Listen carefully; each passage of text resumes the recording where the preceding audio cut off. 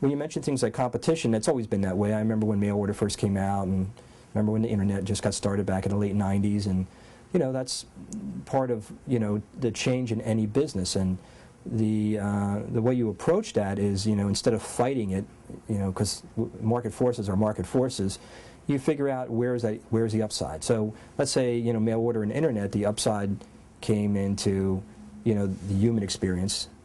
You don't really have that in mail order or internet. When someone actually comes in, I can connect and I can get to know you and find out about your wife and your dog, and when you come back in again, ask you how the kids are doing, and that's not normally going to happen in a mail order internet environment. So there's three things in retail, and there's the product side, there's the price side, and there's the people side. And on the product and price side, it's commodity, and on the people side, that's the differentiation. So actually, in some ways, it's created a higher value as a retailer to leverage the people side.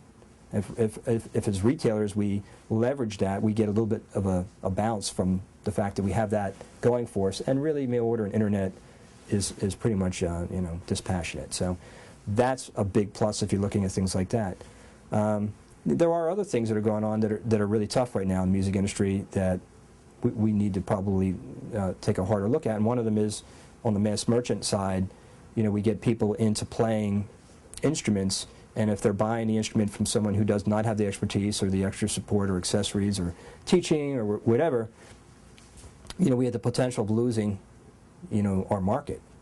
I believe, unfortunately, we're in that state, right now, and it really will take work from the retail and the vendor and the trade organizations to really come together and look at how we can leverage this particular market force. Unfortunately, the industry has, I don't think, done a good job there on any front, retail, vendor, or trade side, at figuring out how to adjust for that.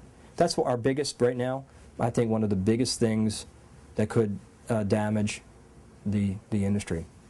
So I mean, there's, no matter what the market force is, there's, as I like to say, between every dark cloud, there is a silver lining. So you got to balance out. When you see something that doesn't look good, where's the corresponding good? Because it's there and it isn't always evident, but you got to find it. And when you find it, then you leverage it and you take advantage of it.